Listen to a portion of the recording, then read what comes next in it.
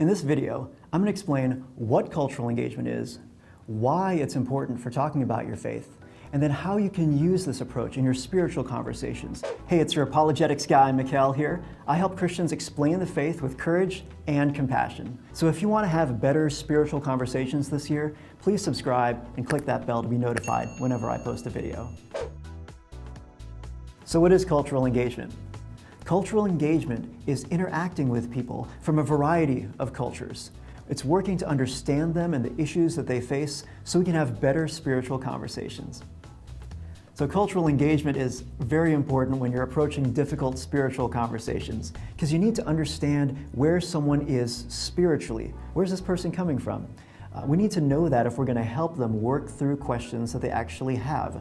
You can't just walk into a spiritual conversation with a script in your head that you want to go through, a memorized dialogue, because the person's answer isn't going to be what you have in your head. Some people have questions about, is Christianity true? But other people have gotten this impression that Christianity isn't even good, and so they're not even asking, is Christianity true? Some people aren't asking questions about God at all. Other people are into spiritual things, but they're just trying to pick something that works for them. Now, I used to be a missionary, and I can tell you that for people who work in this space, who work internationally, we work really hard to understand the cultures that we serve in.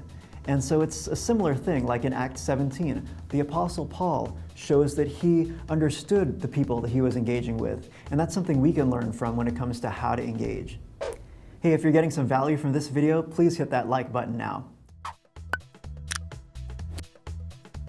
Asking questions is a really great way to start when it comes to spiritual conversations, to find out where the other person's coming from. You could try to build a bridge by just insisting and forcing the idea on them that God is real, that they should believe the Bible's true, that Jesus rose from the dead. But obviously that's not going to work as well. You can build the bridge another way by listening carefully, by listening to understand, not just thinking about what you want to say next. But in the end, the claims of Jesus are going to challenge people. In the midst of that challenge, make sure that you're extending a hand that says God cares about you. We always need to make sure that we have that hand extended even in the midst of the challenge, because the gospel is good news after all.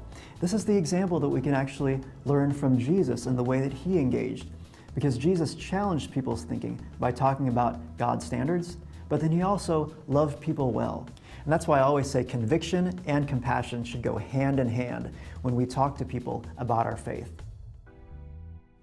So I first heard the term cultural engagement from my mentor, Darrell Bock, who wrote this book, Cultural Intelligence, and the subtitle is Living for God in a Diverse and Pluralistic World. And since then, I've had a variety of conversations with people who work in this space.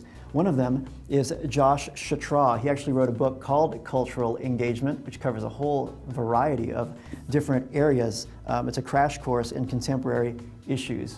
Hey, thanks so much for watching this video all the way to the end. If you want to learn more about cultural engagement, please check out the books, the podcast episodes, and other resources that I've put links to down in the description. I've been your Apologetics guy, Mikel, and I'll see you next time.